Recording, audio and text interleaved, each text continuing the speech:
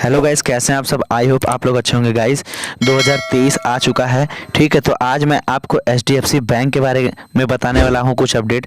अगर आप HDFC bank का क्रेडिट कार्ड लेना चाहते हैं या फिर लेने के लिए सोच रहे हैं तो इस खबर को पढ़ना बहुत ही ज़रूरी है, ठीक है। तो वीडियो में लास्ट तक बने रहेगा। आज ये वीडियो जो है क्रेडिट कार्ड पे है।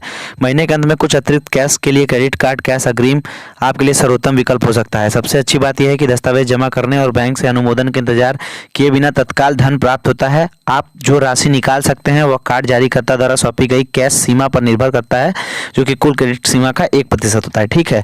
हम क्रेडिट कार्ड की बात कर रहे हैं आज कि आप क्रेडिट कार्ड से जो निकासी करते हैं उसका जो चार्ज है, कितना क्रेडिट कार्ड वो आपसे लेता है। आप इस वीडियो में जानकर परेशान हो जाएंगे कि यार ऐसा भी हो सकता है। तो आप वीडियो में लास्ट तक जरूर से बने रहिएगा, तभी आपको पता चलेगा कि आपके साथ भी ऐसा हो सकता है क्रेडिट कार्ड को लेकर, ठीक है। तो चलिए वीडियो में आगे बढ़ते हैं। कुछ नियम हैं, कुछ कायदे हैं जो कि मैं आपको बताना चाहता हूं, ठीक है। तो मैं वो एक एक करके आपको बताऊंगा।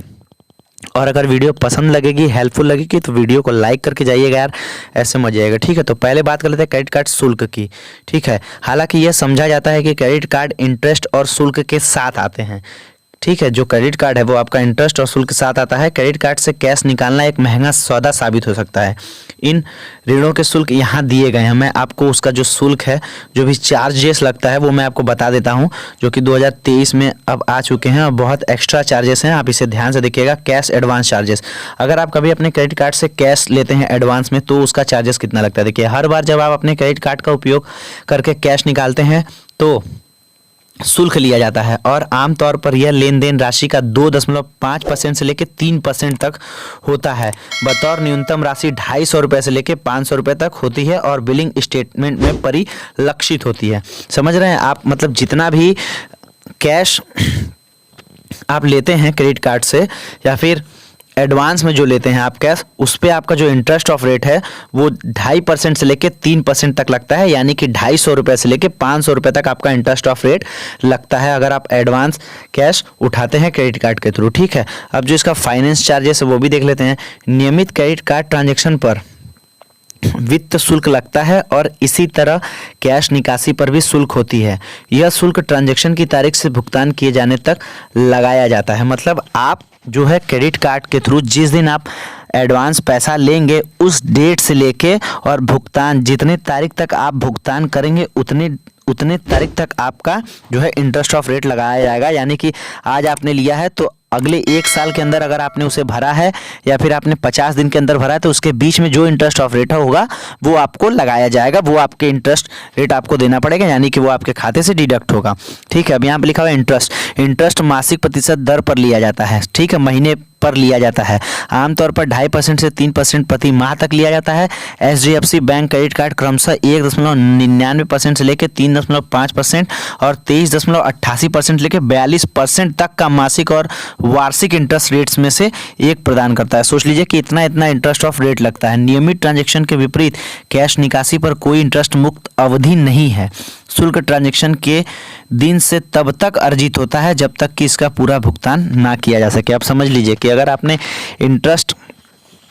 कैश ले लिया है तो इसका इंटरेस्ट, जैसा कि मैंने आपको बताया है कि 2% से लेकर 3% तक, यानी कि कभी कभी बढ़ के भी चला जाता है। यहाँ पे लिखा हुआ है 1.99 से लेकर 3.5 और 23.88 से लेकर 42% तक का आपको उसमें भुगतान करना पड़ सकता है। और यार जिस दिन आप लेंगे उस डेट के हिसाब से आपका इंटरेस्ट ऑफ रेट आपके खाते से डिडक्ट होगा, यानी कि वो आपके स्टेटमेंट में दिखेगा। अगर आप स्टेटमेंट निकालते हैं अपने बैंक अकाउंट का तो वो आप में दिखेगा कि क्यों पैसा कटा है। अब ठीक है, एटीएम शुल्क ले लेते हैं, देख लेते हैं इसके बारे में। एक क्रेडिट कार्ड उपयोगकर्ता के रूप में आपको स्थान के आधार पर प्रति माह 5 निःशुल्क एटीएम ट्रांजेक्शन की अनुमति है, ठीक है। 5 ट्रांजेक्शन आपको फ्री देता है कोई भी बैंक, ठीक है। उसमें भी कुछ चीज़ें हैं जो मैं आपको बता देता हूँ। इस सीमा से परे आपसे वह शुल्क लिया जाता है जिसे एटीएम रख रखाव इंटरेस्ट शुल्क कहा जाता है, जिसे एनुअल मेंटेनेंस चार्ज वगैरह बोलते हैं, ठीक है। कुछ समय पहले तक यह शुल्क 15 रुपये प्रति कैश निकासी था। हालांकि 1 अगस्त से आरबीआई ने इसे संशोधित कर 17 रुपये प्रति निकासी कर दिया है। गैर ट्रांजेक्शन पर शुल्क 5 रुपये से बढ़ाकर 6 रुपये कर दिया गया है और दोनों ही राशि करों से बाहर है। शुल्क आपके क्रेडिट कार्ड से लिया जाएगा और आपके क्रेडिट कार्ड स्टेटमेंट पर दिखाई देगा, ठीक है। जैसा कि मैंने आपको बताया है कि अगर आप एटीएम से कुछ निकासी करते हैं तो उसका भी शुल्क यहाँ पे आपको दिखा दिया है कि इतना % तक लगेगा। और कोई भी जो है एटीएम अगर आप लेते हैं, सॉरी, अगर आप कोई भी क्रेडिट कार्ड लेते हैं तो उसमें मिनिमम 5 ट्रांजैक्शन आपको फ्री मिलता है। वो भी आपको पता होगा कि उसमें भी कुछ नॉन मेट्रो सिटीज़ और मेट्रो सिटीज़ का कुछ वो होता है, लिंक होता है, उसमें भी वो लोग रहते हैं। ठीक है, अब दे देते हैं लेट पेमेंट फीस कि कितना आपको लगता है। अगर आप पूरी रकम नहीं चुकाते हैं तो बकाया बैलेंस पर लेट पेमेंट चार्ज लगाया जाता है और यह 15% से लेकर 30% तक हो सकता है। सोच लीजिए, आपने प्रतिस्पर्धियों की तुलना में HDFC बैंक क्रेडिट कार्ड में अतिदेय इंटरेस्ट रेट अपेक्षाकृत कम है। अपने बैंक द्वारा लगाए जाने वाले शुल्कों से अवगत रहें और ध्यान दें कि क्या वे भुगतान के लायक है या नहीं। ठीक है, यानी कि आप जो भी भुगतान कर रहे हैं वो आपको जानना है। ठीक है, तो अगर आपको ये वीडियो पसंद आई होगी, क्रेडिट कार्ड लेना चाहते हैं अगर आप तो ही लीजिएगा, अगर नहीं लेना चाहते होंगे तो मत लीजिएगा। बस वीडियो को लाइक ज़रूर से करके जाइएगा क्योंकि मैं ऐसी ही इंटरेस्टिंग वीडियोस आपके सामने लाता रहूँगा। जय हिंद, जय भारत। अगर तुम्हें वीडियो पसंद आई तो लाइक मारो, अगर तुम लोग नए हो तो सब्सक्राइब करो। बाय।